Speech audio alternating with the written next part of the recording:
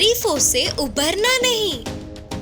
एक दिन एक कौवा खाने के लिए आहार ढूंढ रही थी तो उसे एक रोटी का टुकड़ा मिला। वह कौवा खुशी से उस रोटी के टुकड़े को अपने चोंच से पकड़ के उड़ते हुए जाकर एक पेड़ पर बैठी। ऐसे रोटी के टुकड़े के साथ पेड़ पर बैठी हुई कौवे को उधर से गुजरने वाली लोमड़ी देखी तो तुरंत उसे वह रोटी खाने की इच्छा जागी। पर कैसे खाए? कौवा तो पेड़ पर बैठी है, पेड़ नहीं चढ़ सकती। अब क्या करे? कौवे मामू कैसे हो? कौवा एक क्षण के लिए सोचा, वह अभी बात करे तो मुंह से रोटी नीचे गिर जाएगा। इसीलिए वो चतुराई से इस बार सिर को ही हिलाकर जवाब दिया। फिर भी लोमड़ी ने प्रयास करना नहीं छोड़ा। कौवे मामू, आज तो कितने अच्छे दिख रहे हो, बहुत सुंदर दिख रहे हो। लोमड़ी ने तारीफ करते हुए कहा। वह तारीफ सुनकर कौवे का उभरना लोमड़ी ने देखा। वह और भी तारीफ करने लगी। वो चमकते हुए आँखें, सीधे चोंच, अद्भुत पंख, ऐसे कितने ढेर भी तुम्हें आँख झपकाए बिना देख सकते हैं। तुम्हारा शरीर इतना अच्छा है तो तुम्हारी आवाज और कितनी अच्छी होगी, सोच कर ही मुझे बहुत अच्छा लगता है। लोमड़ी की बातों से कौवा बहुत खुश हो रहा था। कौवे मामू, एक बार आप गाना गाओ ना, मुझे सुनना है। एक गाना गाओ ना मेरे लिए, बोला लोमड़ी। तारीफों से ऊपर जाने वाला कौवा बोलकर मुंह खोलकर गाना गाने लगा। इससे मुंह से रोटी का टुकड़ा नीचे गिर गया। तभी लोमड़ी वह रोटी को खाते हुए कौवे को चिढ़ाकर वहां से भाग निकला। रोटी के टुकड़े के लिए ही वह लोमड़ी उसकी तारीफ कर रही थी। करके जानने वाला कौवा बहुत उदास हुआ और फिर कभी भी तारीफ करने वालों पर भरोसा नहीं करना चाहिए बोलकर समझ गया। इस कहानी की शिक्षा है कि तारीफों से उबरना नहीं चाहिए। बुद्धिमान कछुआ। एक गांव के नदी में एक कछुआ रहता था। वह बहुत ही बुद्धिमान था। वह एक दिन शाम को पानी से बाहर निकलकर नदी के किनारे धीरे से घूम रहा था। तभी वहाँ एक लोमड़ी आई। उसे देख के कछुए ने पानी में वापस जाने की सोची, लेकिन इतने में लोमड़ी की नजर उस पर पड़ गई। तुरंत कछुए ने अपने सिर और पैरों को शरीर में छुपा लिया। तब लोमड़ी कछुए के पास जाकर उसे पकड़कर परीक्षा किया तो ऊपर का सख्त हिस्सा उसे जोर से लगा। फिर उसे पलटकर अपने मुंह के पास रखा। ऐसे लोमड़ी के परीक्षण करने तक कछुआ तो अपने सांस रोके रखा था। इतने में कछुए को एक उपाय सूझी। अपने सिर को बाहर निकाला। अरे रे लोमड़ी मामू, तुम्हारी कितनी मेहनत करने पर भी मेरा शरीर का एक हिस्सा तक खा नहीं सकोगे। और उसे कुछ समझ नहीं आ रहा था कि कछुए ने ऐसा क्यों कहा। फिर कछुए ने कहा, मेरा स्वभाव ऐसा ही है लोमड़ी मामू। मैं पानी से बाहर आते ही सख्त बन जाता हूँ, फिर पानी में वापस जाते ही नरम हो जाता हूँ। इसीलिए पहले मुझे तुम थोड़ी देर के लिए पानी में भिगाकर फिर से तुम पेट भर के खा लेना।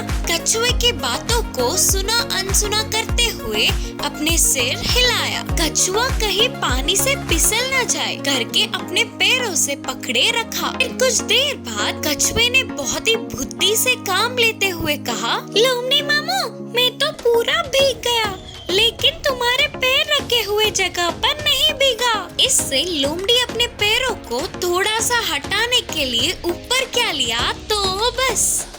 इसी मौके के तलाश में रहने वाला कछुआ बार बार बच गया। बोलते हुए झट से पानी में से निकल गया। इस कहानी से हमें यह शिक्षा मिलती है कि मुश्किल कितनी भी बड़ी क्यों ना हो, उसका हल हम निकाल ही लेंगे। शेर और ऊंट की कहानी। एक जंगल में एक शेर था। वह उस जंगल का राजा था।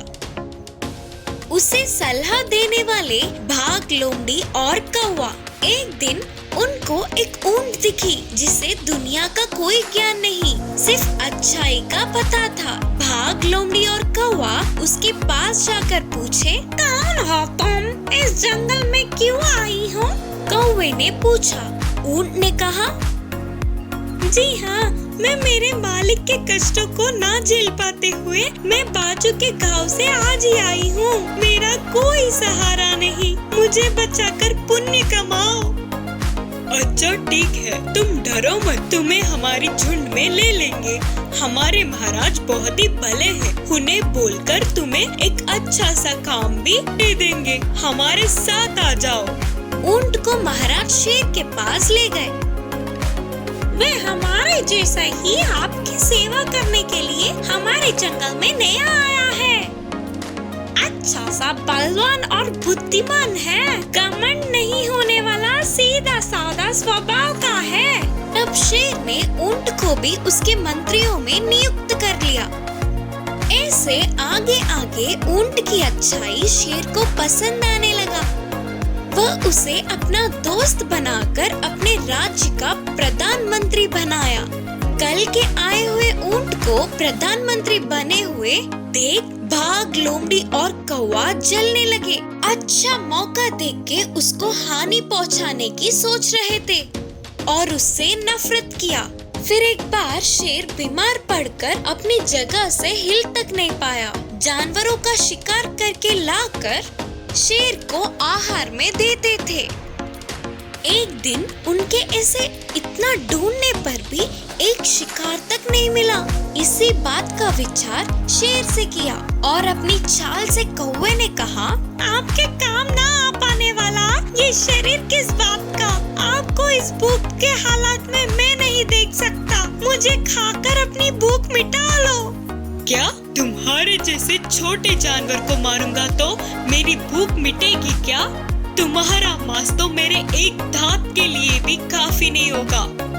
महाराज जी, आप मुझे खा के अपनी भूख मिटाइए। शेर ने जवाब दिया, कुत्ते, लोमड़ी जानवरों में सबसे नीच है। मरे हुए शवों को खाने वाली लोमड़ी इस महाराज का भोजन होगा। नहीं, तुम्हें खाने से अच्छा तो मैं मरना ही पसंद करूंगा। महाराज जी, आप मुझे खाइए। इतने वर्षों से आपकी सेवा में तत्पर हूँ, अब आपको ऐसे भूखा देख नहीं सकता। तू तो बकरी और खरगोश जैसे पालतू जानवरों को भी खाए हुए पापी हो। मेरा तुम्हें छूना भी पाप है, पाप। मैं तुम्हारा भोजन स्वीकार नहीं करूंगा, बिल्कुल नहीं, बिल्कुल नहीं। फिर ऊंट ने महाराज शेर के पास जाकर कहा, महाराज शेर, मेरा शरीर बड़ा है, मेरा शरीर खाने पर आपकी भूख पूरी तरह से मिटेगी, इसीलिए बिना किसी संदेह के मुझे खाइए। तब शेर दोस्त को धोखा देने के लिए झिझकता हुआ सोच में पड़ गया। यह देख लोमड़ी ने कहा, महाराज जी, आप हम तीनों को खाने के लिए इनकार कर रहे हो ना, लेकिन इसकी प्रार्थना तो स्वीकार करो, आपकी भूख को बुझा लो। आपके जैसे महान जीवित रहेंगे तो हमारे जैसे, हम जैसे साधारण लोग जिंदा रहे या मरे, एक ही बात है ना, करके बोली। कौवा और बाघ ने भी उसके बातों का समर्थन किया। भूखा शेर उनकी बातों में आ गया। अच्छा ठीक है, खरो जैसा तुम लोगों को ठीक लगे।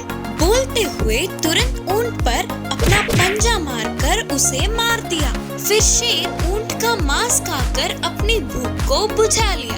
अपनी चली चाल को साकार होने पर कौवा, लोमड़ी और बाघ खुश हुए। इस कहानी की सीख है कि दुष्टों के साथ दोस्ती नहीं करनी चाहिए।